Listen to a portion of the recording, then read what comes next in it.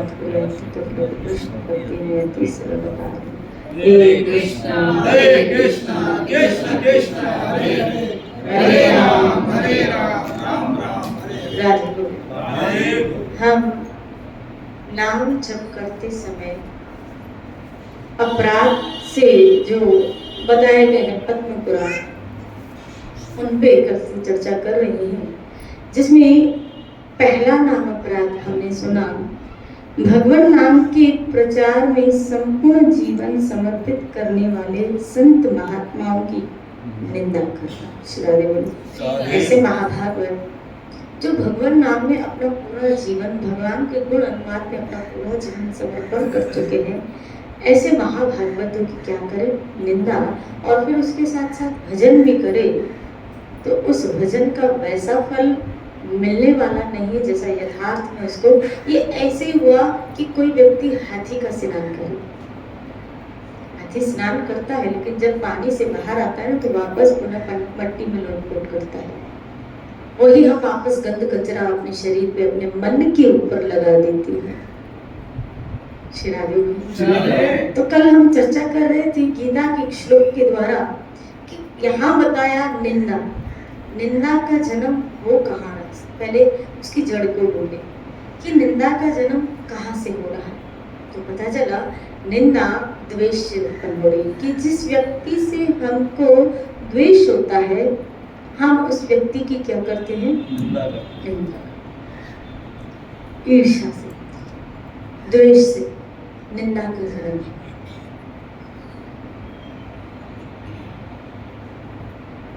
तो जब इसका जन्म यहाँ से है तो उस जड़ को ही खत्म करो, द्वेष को ही खत्म करो। और कल हम यही भी चर्चा कर रहे थे कि कृष्ण को कैसे भक्त बहुत प्रिय है। याद है आपको कृष्ण को कैसे भक्त प्रिय है, जहाँ भगवत गीता के 12वें अध्याय के 13वें और 14वें श्लोक में श्री कृष्ण ने कहा अद्वैष्ट सर्वभूताना मैत्र करुण एवच निर्ममो निरअहंकार सम सुख दुख शमी है। पहला ही गुण यहाँ का, जो किसी से द्वेष नहीं करता। लो, भक्त की पहली क्वालिटी कृष्ण को क्या चाहिए हमसे, कि तुम्हें किसी से द्वेष नहीं रखना है, भले तुमसे कोई द्वेष रखे। कभी कई लोग मुझे ऐसे कहते हैं कि जो सामने वाले की नेगेटिविटी है ना, वो हमारे मन के ऊपर इतनी इम्पैक्ट करती है कि हम भी क्या हो जाते हैं, नेगेटिव हो जाते हैं। श्राद्धे बोले, हम भी क्या हो जाते हैं, नेगेटिव हो जाते हैं। सामने वाले की नेगेटिविटी हमारे मन के ऊपर इतनी अटैक करती है कि हम भी क्या हो जाते हैं, नेगेटिव हो जाते हैं। तो क्या ये बातें हमारे मन के ऊपर असर होनी चाहिए? यहाँ तो कृष्ण ने कहा क्या भले तुमसे कोई कितना द्वेष करे। और इसका सबसे बड़ा उदाहरण श्रीमद् भागवत में एक नहीं 3-4 दिए हुए। नारद मुनि का, दक्ष प्रजापति, जब दक्ष ने नारद को श्राप दिया तो नारद ने रिवर्ट में कोई श्राप नहीं दिया, हालांकि नारद सक्षम थे। वृतासुर जो पहले जन्म में चित्रकेतु थे, जिसको माँ पार्वती ने श्राप दिया कि जाओ तुम क्या बन जाओ, और भगवान शिव कह रहे पार्वती ये सक्षम था, तुम्हें भी दे सकता था, ये सक्षम था, इसका श्राप भी तुम्हें लग सकता था। और ये बात दिव्य जगतों में होती। आप देखो कि गर्ग संहिता में आया है कि जब भगवान श्री कृष्ण, गोलोक की ये लीला है कि जब भगवान श्री कृष्ण ब्रजा सखी के पास गए, उस वक्त भगवान ने सुबल को बाहर, सुबल था सुदामा, श्रीदामा था, उसको बाहर, किसी को अंदर नहीं आने दिया। उधर श्री जी आती है, लेकिन श्रीदामा ने श्री जी को भी अंदर जाने नहीं दिया। तो श्री जी ने श्रीदामा को क्या दे दिया था, श्राप कि तुम असुर बनो। और श्रीदामा ने भी श्राप दे दिया कि आपको 100 वर्ष का वियोग होगा। आया?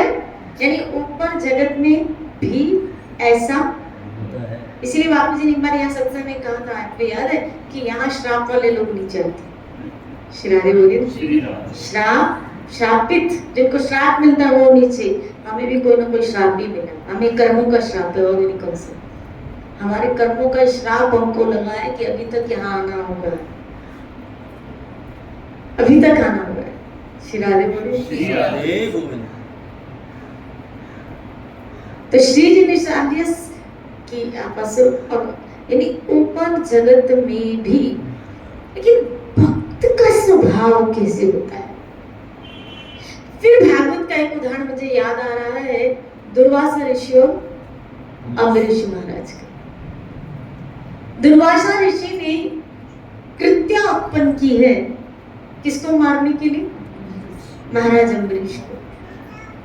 लेकिन महाराज अम्बरीश ने उल्टा रिवर्ट में, जब वो सब लोग घूम के वापस आए तो हाथ जोड़े और लिखा है भागवत में, उस वक्त तक उन्होंने कुछ भी अन्न जल ग्रहण नहीं किया था।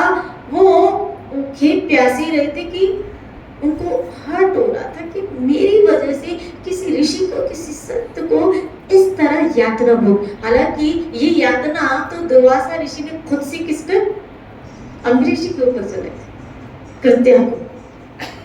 श्रादे बोले। लेकिन भक्त का स्वभाव कैसे होता है कि अगर उसको कोई तकलीफ दे रहा है, समझ रहा, अगर उसको कोई तकलीफ दे रहा है और अगर उसको तकलीफ हो रही है सामने वाले को, तो भक्त का हृदय बड़ा नर्म सॉफ्ट हो जाता है कि नहीं नहीं, इसको तकलीफ नहीं होनी चाहिए, भले इसकी वजह से मुझे तकलीफ आई है लेकिन इसको तकलीफ नहीं होनी चाहिए, इसको कष्ट नहीं होना चाहिए। इतना दयालु, इतना दया का स्वभाव उस जीव के अंदर होता है, उस भक्त के अंदर होता है, भजन करने वाले के अंदर होता है। वो किसी का भी अमंगल करने की सोच ही नहीं सकता, किसी का अनिष्ट करने की सोच ही नहीं सकता, किसी का अहित करने की सोच ही नहीं सकता। और अगर हमारे मन में ये सोच आ रही है तो समझ लेना आप अपने भजन को खर्च करते हुए चल रहे हो। श्रीराधे बोलो। दुर्वासा ऋषि ने अगर कृत्या को उत्पन्न किया ना तो वहां उन्होंने अपनी तपस्या खर्च कर दी थी। और अगर कोई भजन करने वाला व्यक्ति इस तरह का व्यवहार रखता है, भगवान इसका क्या कर दे, अमंगल कर दे। श्रीराधे बोले, देखना इसका अच्छा नहीं होगा, इसने मेरे साथ ऐसा किया ना, देखना इसके साथ अच्छा नहीं होने वाला है। उस वक्त देखना देखना तुम देख लेना, तुम भी इधर हो मैं भी इधर ही हूँ, तुम देख लेना आगे चल के क्या होता है। तुम भी इधर हो मैं भी इधर ही हूँ। इधर तुम क्या करो, अपने भजन को खर्च करो। श्रीराधे बोलिए। तुम अपने भजन, जो भजन तुम्हें प्रेम धन तक पहुंचाएगा, जो भजन तुम्हें भक्ति की उत्तम अवस्था तक पहुंचाएगा, उस भजन को खर्च, जहाँ जो भजन तुम्हारे आत्म शुद्धि के लिए, तुम्हारे चित्त की शुद्धि के लिए काम कर रहा है, उस भजन को तो शुद्ध होने से पहले ही तुमने खर्च कर लिया, पैसा जमा होने से पहले ही तुमने खर्च कर लिया। वो भजन पहले चित्त के ऊपर काम करे, उससे पहले ही तुमने उसको भौतिक वस्तुओं के पीछे खर्च कर लिया, अपनी ईर्ष्या द्वेष में उसको खर्च कर लिया। श्रीराधे बोले। और हम सोचते इतने वर्षों से भजन हो रहे, काम बन क्यों नहीं रहा, इतने वर्षों से नाम जप कर रहे, रस आ क्यों नहीं रहा है, इतने वर्षों से नाम जप में लगे, सत्संग सुन रहे, लेकिन वो बात बन क्यों नहीं रही है। क्यों नहीं बन रही है भाई?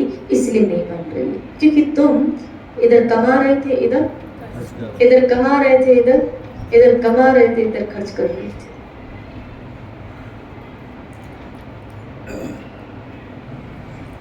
कृष्ण को ये क्वालिटी हम सबसे चाहिए क्या, किसी से तुम्हें द्वेष नहीं करना। श्रीराधे बोले। किसी से द्वेष नहीं कर, क्योंकि द्वेष करने वाला हमेशा निंदा करेगा। अब आप कहेंगे अगर आ जाए विचार तो क्या करें? कभी कभी हम नहीं चाहते, हम सत्संग सुना, विवेक जागृत हो गया, आ जाए तो क्या करें?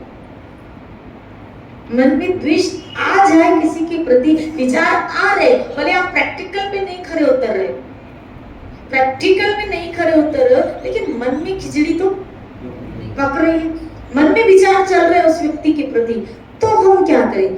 देखो, मन में विचार चल रहे हैं तो आपका मन का चिंतन भी तो छूट रहा है ना। ये आज सुबह एक विचार चल रहा था, ये नाम हम यहाँ बताया, कृष्ण कह रहे हैं जो नित्य मेरा चिंतन करता है ना, मेरे चिंतन में रहो। आप नित्य मेरे चिंतन में रहो तो वो चिंतन श्री कृष्ण के प्रति वो भी नित्य कैसे बनेगा? जब आपके अंदर प्रेम होगा। प्रेम एक ऐसी अवस्था है जिससे हमको प्रेम होता है, उसी का चिंतन चलता है ना, जिससे हमारा प्रेम, भले वो प्रैक्टिकल सामने ना हो, लेकिन जिससे प्रेम है उसी का चिंतन। आपका पति, उससे अगर आपको प्रेम है, भले वो जॉब जाता है, भले वो नौकरी करता है, भले वो दुकान जाता है, लेकिन आपका चिंतन तो चलता है ना। फोन करते हो, पहुंच गए आपने खाना खा लिया, शिरा दे। क्यों? क्योंकि उसके प्रति प्रेम है, तो प्रेम चिंतन करवाता है। अब प्रभु से प्रेम होगा तो ऑब्वियसली प्रभु का चिंतन भी होगा, और चिंतन सेवा का होता है, केयरिंग का होता है। श्री राधे बोलिए, उसकी सुख का होता है। अब मैं उनको कैसे सुख दूं, वो चिंतन। श्री राधे बोलिए, जिसको भक्ति कहा गया। अब उसके प्रति चिंतन प्रेम होगा, लेकिन अगर ये प्रेम होगा नाम से, पर नाम ही ठीक नहीं हो रहा है तो प्रेम कहाँ से होगा? और अगर प्रेम नहीं तो फिर चिंतन कहाँ से होगा? अगर नाम भजन की क्रियाएं ठीक से नहीं हो रही है, नाम भजन ही प्रॉपर ढंग से नहीं हो रहा है, तो फिर प्रेम कहाँ से होगा? यानी उस लक्ष्य तक तो आप पहुंच ही नहीं, तो फिर चिंतन सतत कैसे होगा? फिर तो खाली क्रिया तक ही रहेंगे हम लक्ष्य तक तो पहुंच ही नहीं पाएंगे। तो क्या ये जन्म खाली इसी में बीत जाएगा? श्री राधे बोलो, क्या ये जन्म सिर्फ इसी में बीत जाएगा? तो अब बात आती है कि हम नहीं चाहते कि हमें फलाने व्यक्ति से क्या हो, द्वेष। हम नहीं चाहते, क्योंकि अब हम समझ चुके हैं, हम सत्संग की सुन रहे हैं तो इतनी बात तो समझ आ रही है कि द्वेष अच्छी चीज नहीं है। लेकिन अब आ रहा है तो क्या करें? और आ भी रहा है तो फिर क्यों आ रहा है? क्यों आ रहा है? आ रहा है तो क्यों आ रहा है? और अगर नहीं आए उसके लिए हमें क्या करना चाहिए? श्री राधे। अब आ रहा है तो क्यों आ रहा है?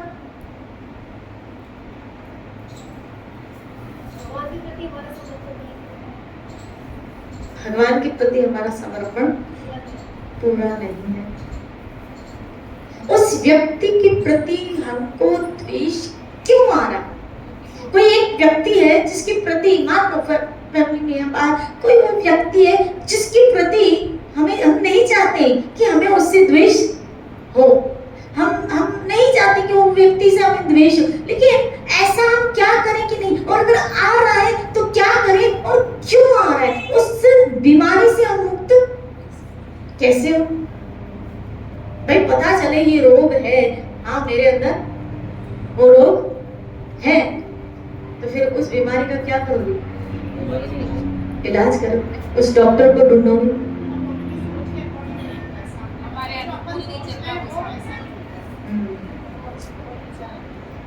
श्री राधे, बहुत अच्छा कि सामने वाला हमारे अनुसार नहीं चल रहा है, हमारी कामना पूरी नहीं हो रही। श्री राधे बोलिए, हमारी कामना उस व्यक्ति से पूरी नहीं हो पा रही है, वो हमारे अनुसार नहीं चल रहा है, और हमारे अनुसार जो, और सुख दुख का भी इसी फंडा के साथ रिलेटेड है। आपके जो अनुकूल व्यक्ति चलता है उससे आप सुखी हो, आपके अनुकूल जो व्यक्ति नहीं चल रहा है उस व्यक्ति से आप दुखी हो, और जिससे दुखी हो उसी से द्वेष है, क्योंकि वो आपके अनुकूल नहीं है, क्योंकि वो हमारे अनुकूल नहीं है। चाहे फिर वो अपना सगा ही क्यों ना, पराया चाहे फिर वो अपना सगा ही क्यों ना। तो पहली बात तो हमें अगर इस जड़ को निकालना है तो ये बात से निकलना पड़ेगा क्या? कि जो सामने प्रेजेंट में जैसा है उसको वैसे ही स्वीकार करना पड़ेगा। श्री राधे बोलिए। वो आपके अनुकूल हो न हो, अब देखो ना, जैसे अश्वत्थामा पांडवों की द्रौपदी के अनुकूल नहीं था, उनके अनुकूल नहीं था। अगर अनुकूल होता तो क्या द्रौपदी के सोते हुए 5 पुत्रों को वो मार देता था क्या? मार देता था? नहीं, लेकिन उसने इसके सोते हुए 5 पुत्रों को मार दिया, ये सोच के कि पांडवों का बीज भी खत्म हो जाए। श्री राधे बोलिए। अब वो अनुकूल नहीं था, लेकिन इस हद तक गिर गया था उसने कि उसने लास्ट ब्रह्मास्त्र उत्तरा के गर्भ में भी छोड़ दिया। अनुकूल नहीं था, एंड मोमेंट तक वो अनुकूल नहीं था, लेकिन फिर भी धन्य है ना द्रौपदी, उसके मन में जब गया मार के, तब तो रोष था, द्वेष नहीं था। रोष था, द्वेष नहीं था।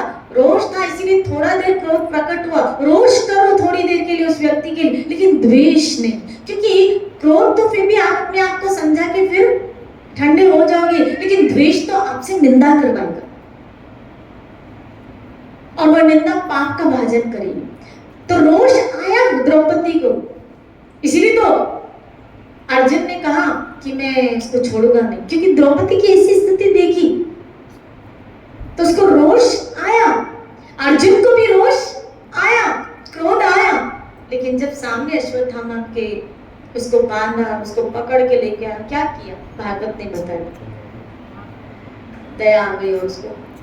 इसका मतलब है द्वेष से मुक्ति आप तभी हो गया जब आपके कोई अनुकूल नहीं हो। समझना, जब कोई आपके अनुकूल नहीं हो उसके प्रति आपके अंदर दया है।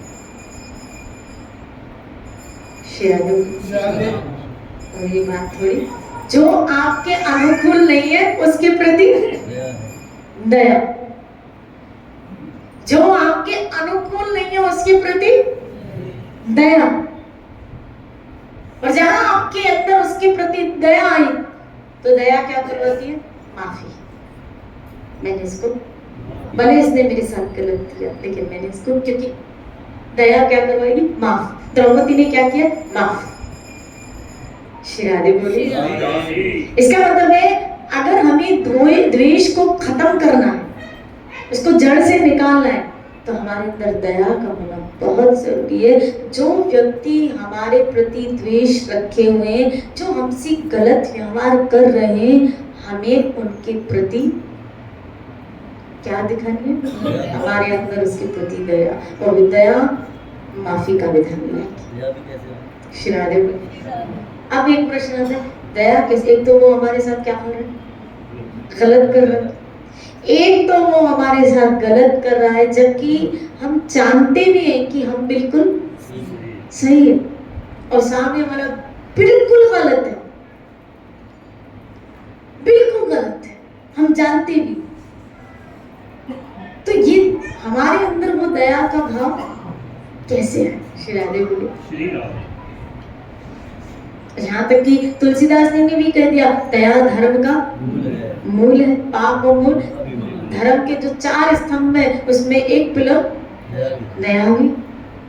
तो चलो भाई, मांस नहीं खाते, पशुओं के ऊपर दया करते हैं, दाना आदि चुप दे देते हैं, वो दया करते हैं, किसी गरीब को हमने दिया वो दया करते हैं, किसी को कपड़े दिए वो दया करते हैं, कभी कभी किसी को टैबलेट आ दिया, किसी को कोई शायद वो दया। लेकिन जो हमसे द्वेष कर रहा है उन पे दया, वहां तो दया समझ में आती है, लेकिन यहाँ वहां तो आ जाती है कि वहां जरूरत है तो वहां दया निकल आती है। कि कोई आपको कहता है 10 रुपए, आपको दया आ गई, किसी को टांग नहीं, किसी को हाथ नहीं, किसी को आंख नहीं, वो आपसे कुछ याचना कर रहा है, वहां आपकी दया निकल आती है, वहां दे देते हो। लेकिन जो हमसे द्वेष कर रहा है वहां दया कैसे करें? उस जगह दया कहां से लाए? श्री राधे बोलिए। तभी तो पता चलेगा कि वास्तव में हमारे अंदर वो क्वालिटी है भी कि नहीं है।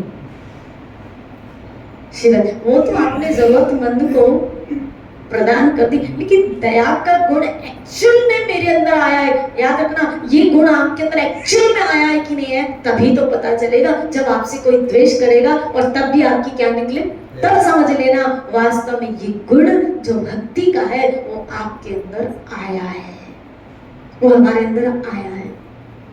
नहीं तो अभी तक अगर द्वेष के बदले द्वेष, ईर्ष्या के बदले ईर्ष्या, नफरत के बदले नफरत, गुस्से के बदले गुस्सा, रिवर्ट में हम दे रहे हैं, तो समझ लेना अभी भजन प्रॉपर नहीं हुआ, इसलिए वो क्वालिटी मेरे अंदर आई नहीं, वो गुण मेरे अंदर आया नहीं। क्योंकि ये गुण तो ईश्वर का है।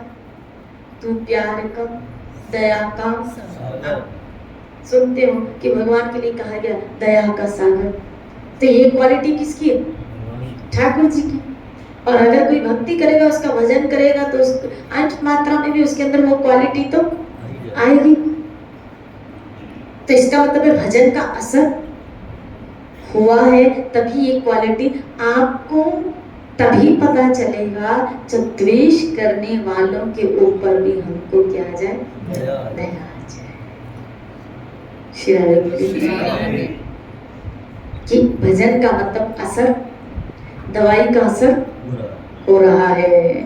श्री बोली, और अगर नहीं हो रहा है तो समझ लेना कहीं ना कहीं दवाई ठीक से नहीं ले रहे, क्योंकि अगर दवाई ठीक से लेते थे तो ये आना स्वाभाविक था। श्रीमद् भागवत में कई जगह आया है, भगवान ये कह रहे हैं कि संसार में जो कुछ हो रहा है वो मेरे अध्यक्षता में हो रहा है, मेरे आदेश हो रहा है, तो भगवान का आदेश मानते ही श्री राधे बोले। ये तो गीता में भी कृष्ण ने कहा, मेरी अध्यक्षता में प्रकृति परा और अपरा प्रकृति, जो मेरी अध्यक्षता में कार्य कर रही है। श्री राधे बोले।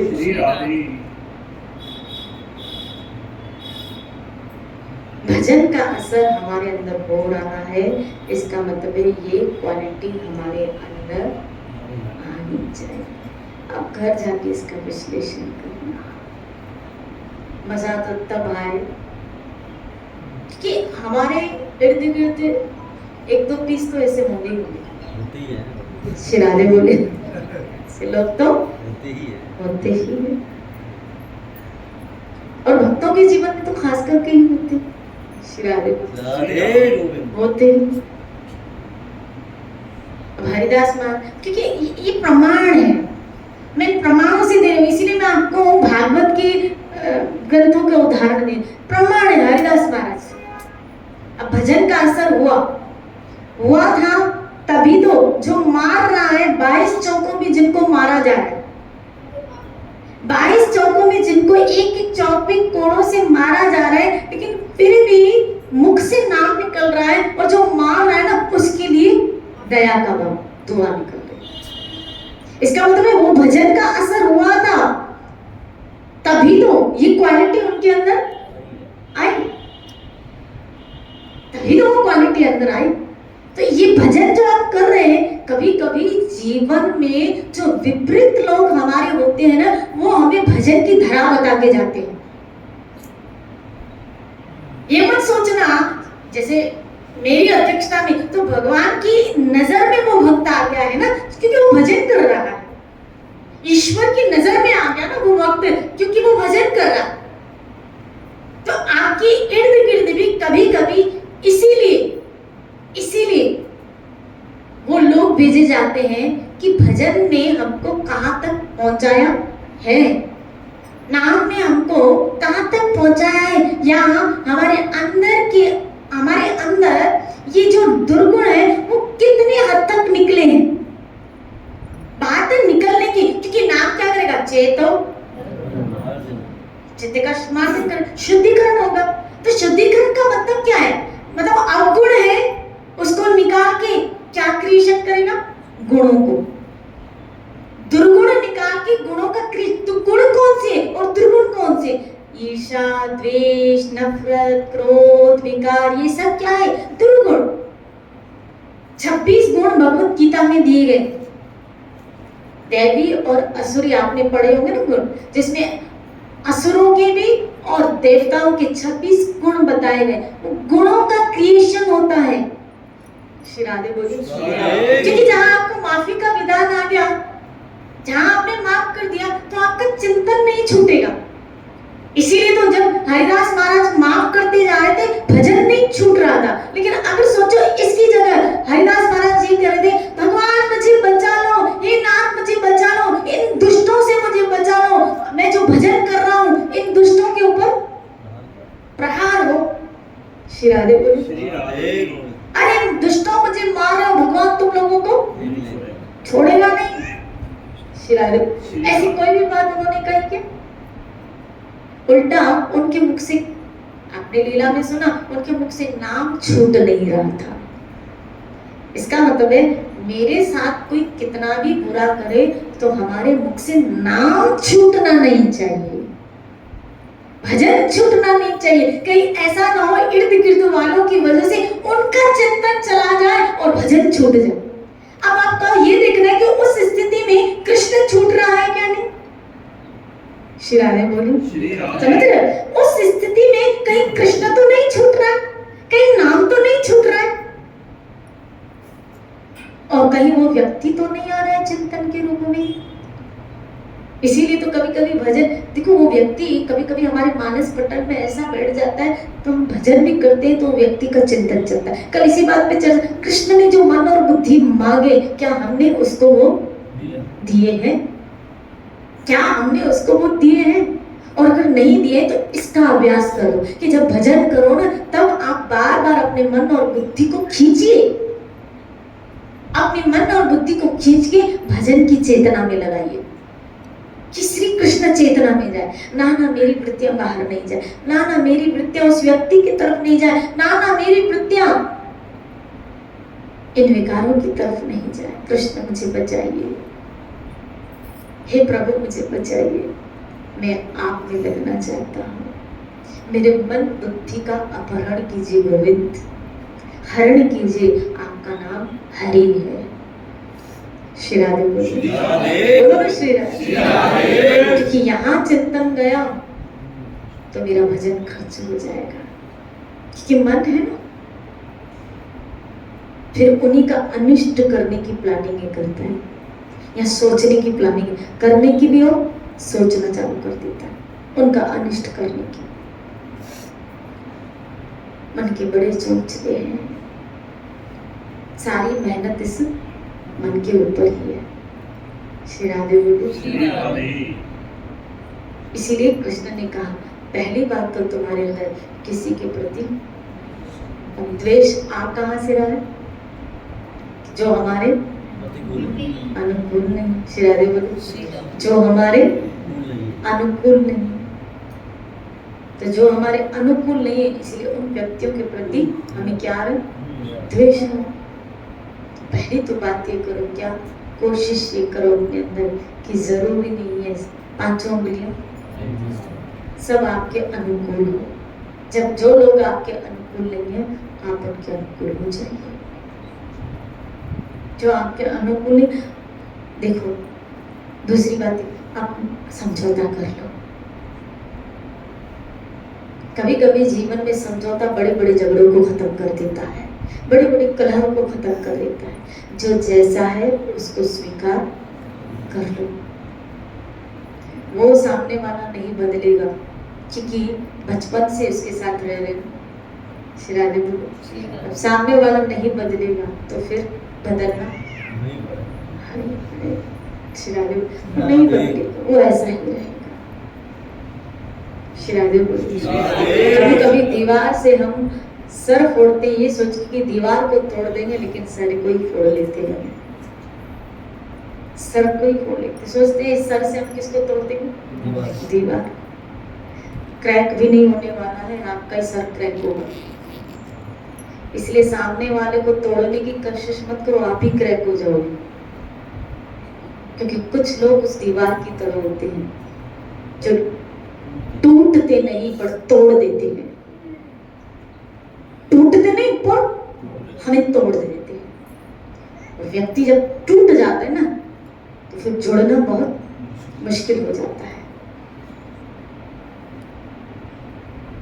मुश्किल हो जाता है, जो हमें तोड़ देती है। इसीलिए क्या करो, समझौता, ये ऐसा ही रहेगा। Let go. जीसस क्राइस्ट ने कहा था कि इनको क्षमा कर दो क्योंकि ये जानते नहीं कि क्या करते हैं। तो हमें भी किसी के क्षमा करने के लिए ये सोचना चाहिए कि अज्ञानी है इसीलिए ऐसा बिहेवियर करता है, तो अपने आप क्षमा कर दी जाएगी, क्षमा इजीली हो जाएगा। इजीली वही तो, तभी तो कहा कि द्रौपदी ने क्या कर दिया, क्षमा कर दिया। दया होगी तो क्षमा कर पाओगे, दया होगी तो क्षमा कर पाओगे। श्री राधे बोलिए।